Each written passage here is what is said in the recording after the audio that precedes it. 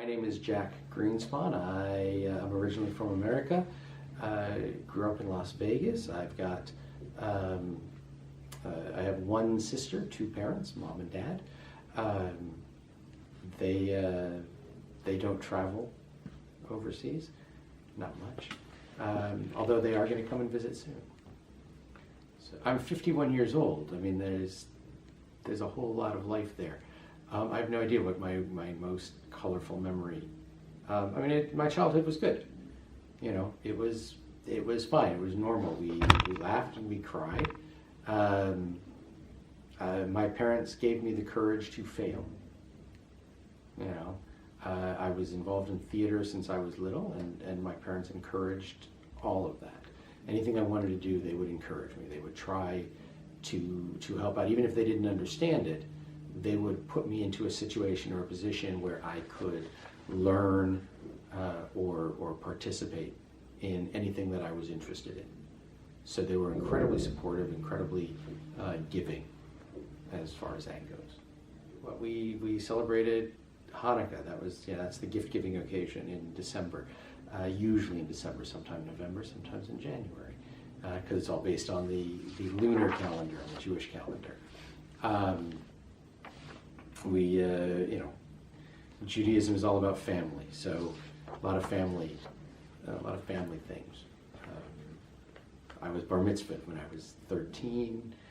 My sister was bat mitzvahed when she was 13. My folks are still very Jewish.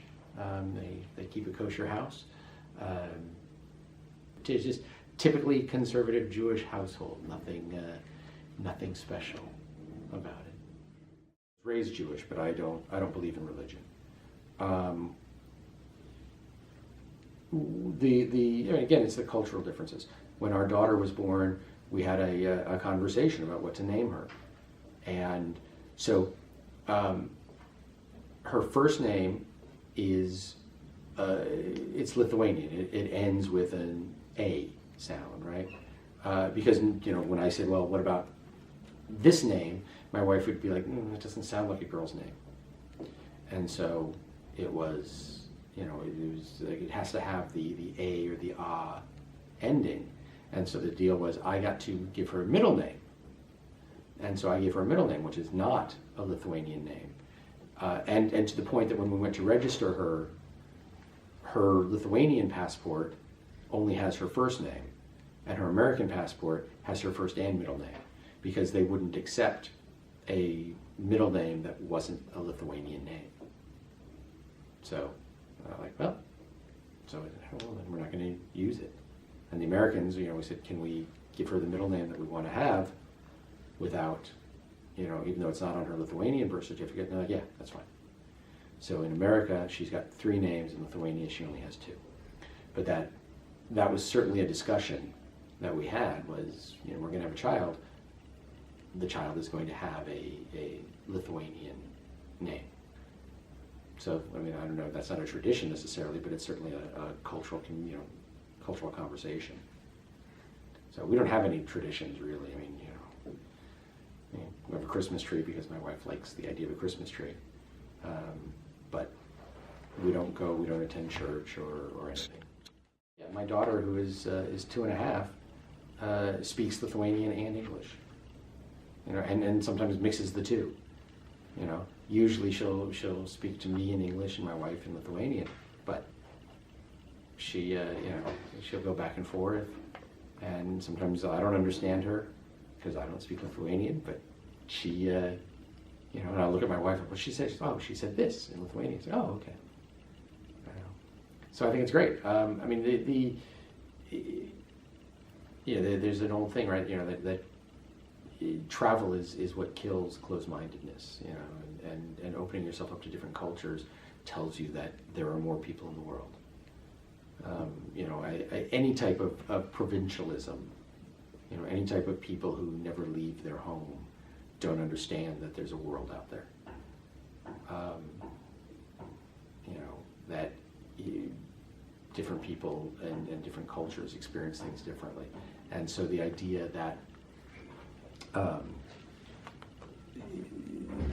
that she understands and has relatives and stuff, and she's constantly seeing American things, and she's constantly seeing, obviously being here in Lithuania, but she talks to my parents every day, my daughter.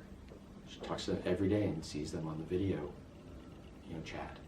And so, she understands their culture, she sees their house, she sees the way that they live, and hears about things, and the more she grows, the more she'll learn about these different things, and the more she'll learn about my background and things like that. So I think it's fabulous.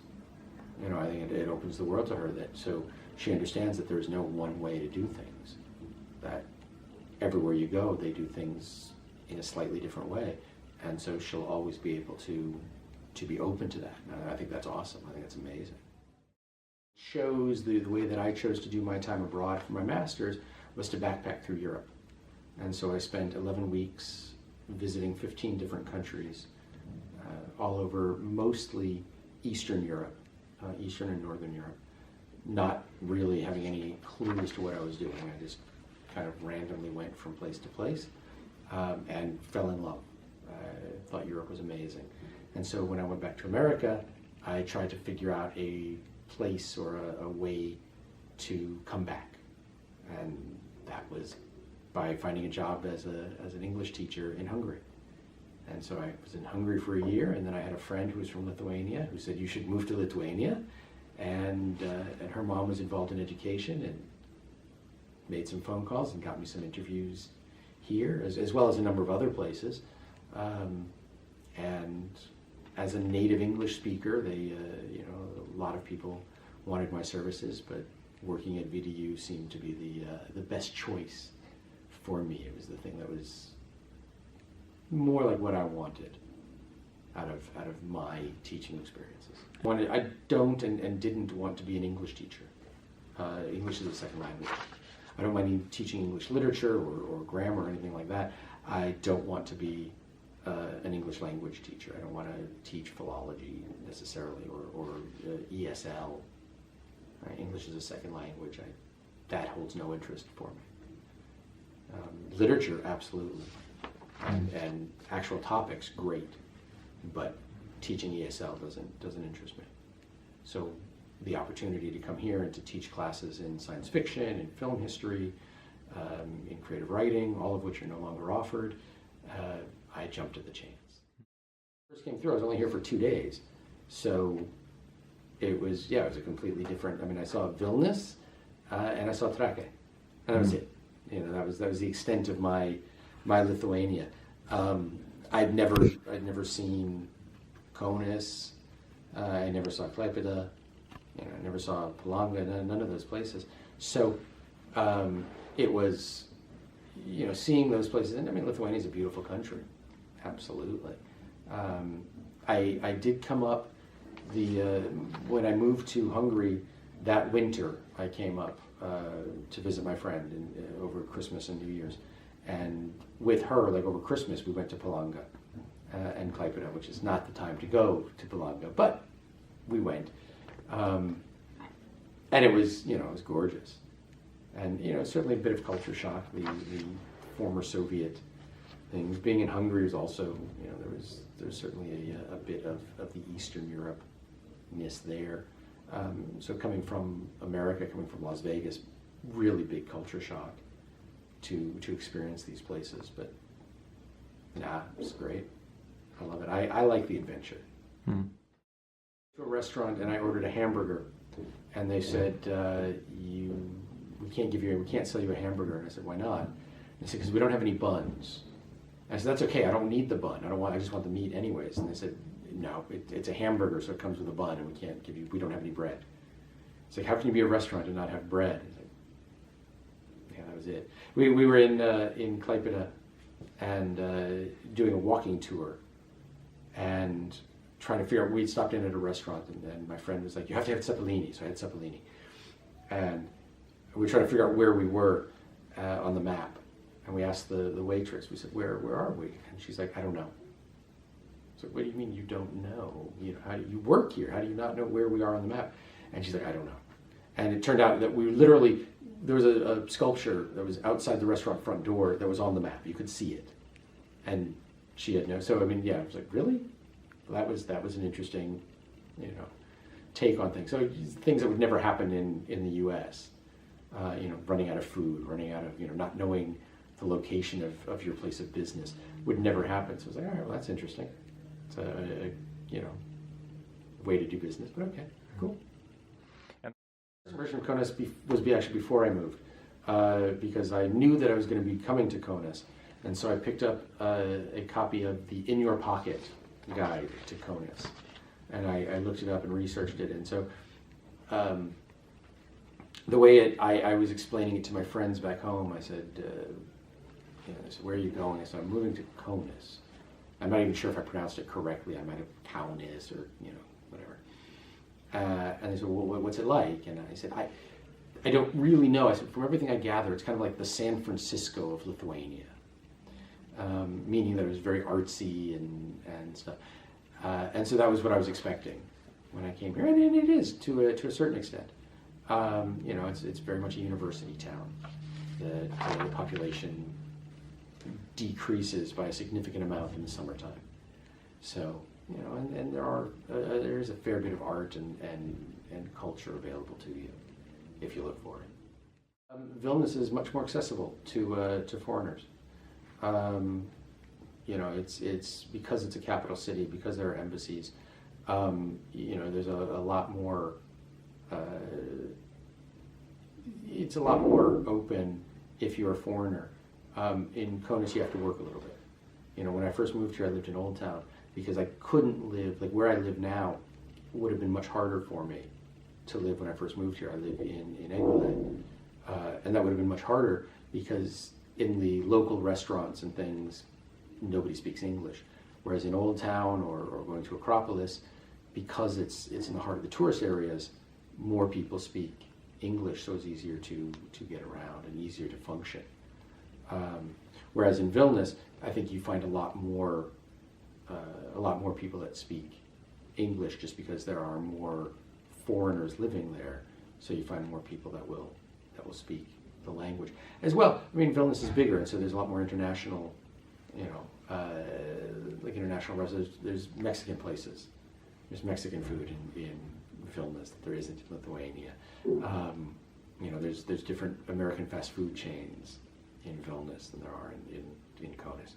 So in that sense, if you only have one, if you're a foreigner and you only have one place to go, and you're on a thing, then Vilnius is that. But CONUS rewards itself in being, I think, is a much cooler place.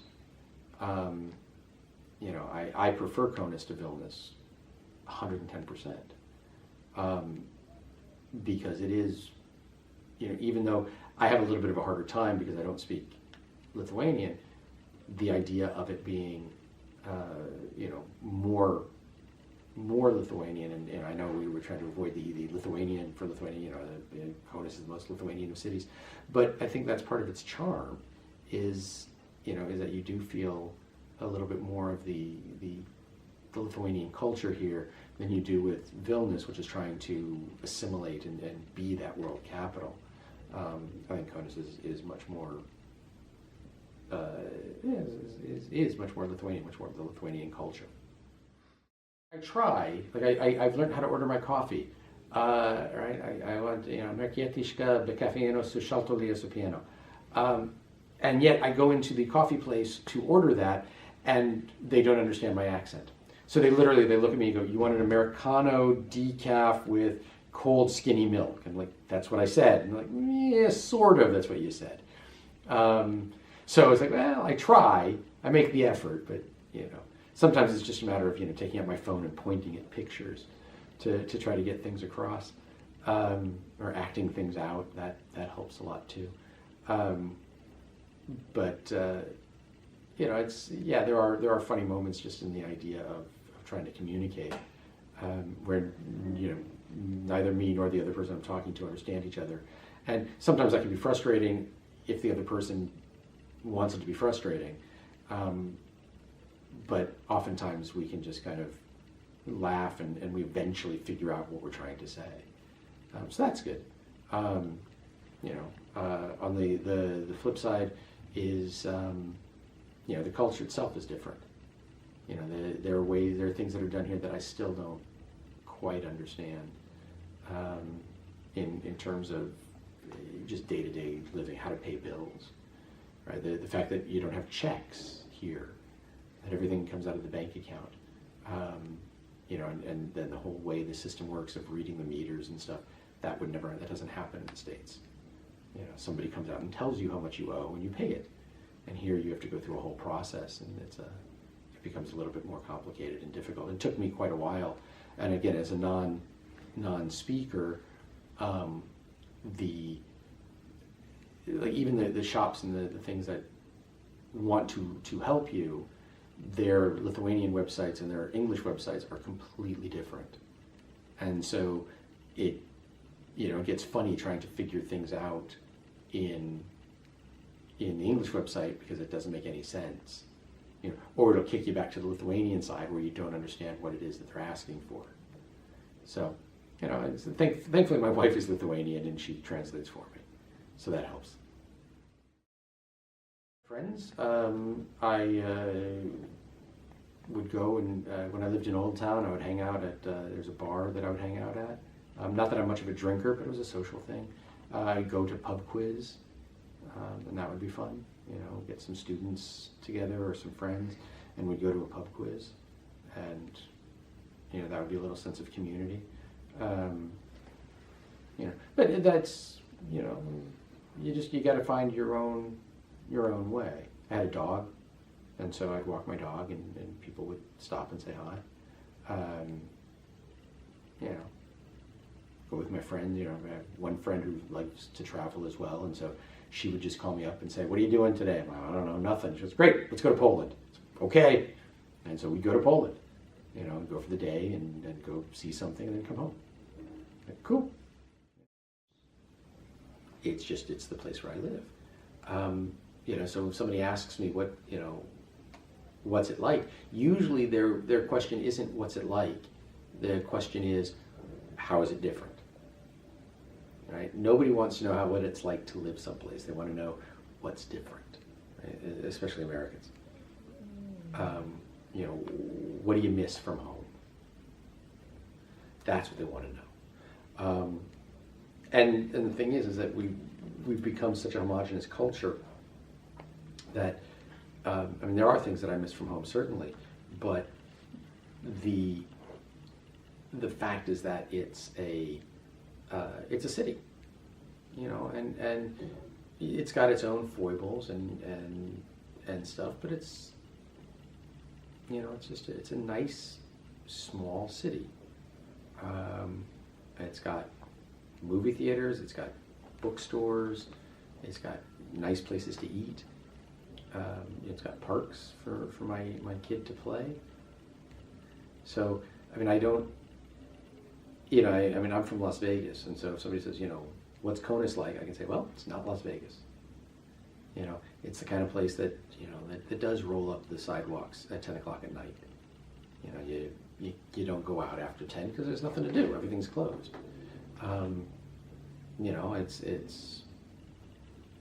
It's got everything that you need, and that's it. I don't know.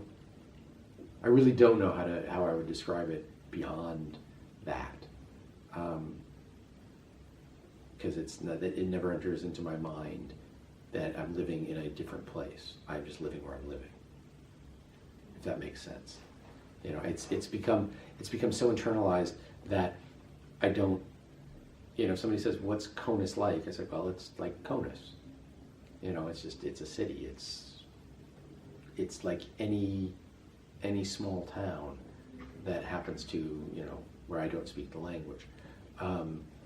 Now I deal with it from the other aspect. I deal like my parents are coming to visit, and when my mom first came after our daughter was born, my mom first came to visit and had a hard time not thinking of Conus as a third world country. That I've got contact lenses. Do I need to bring enough contact lens fluid for 3 weeks? It's like, no, we have grocery stores. You can buy them here. And she said, really? Yeah, we have grocery stores. And, okay. And what about this? No, we have that too. You can buy that too. We have anything you need. It's a first world country. It's a first world city. It's not, if I was living in a small place, my wife is from Majeke. So if I had to describe Majeke, all right, well it's a small town. And it's got that small town vibe and the small town mentality, and that's, fine. But Conus is just a nice mid-level city. Except for the language, you could plunk it down into any place in the East Coast of America, right? Because it's got the old town, it's got that, that bit of history. It's got a castle. That's awesome. We don't have castles in America. So the fact that we have a castle here is really cool. It's got rivers, 2 rivers. But it's also got the largest indoor arena in the Baltics. So that's cool. It's where all the concerts come. So that's what I tell people. I tell people all the good things about it, but I've never specified anything that's specifically Lithuanian about it. In general. Like when my folks come to visit, I'll absolutely take them to Spurgene for donuts. Absolutely. And I'll tell them a story about how that in post-Soviet times it was bought by the women that worked there, and that's cool.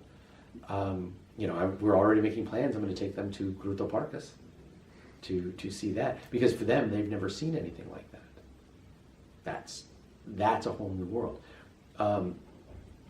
And so, showing it to a visitor and saying these are these cool things, absolutely.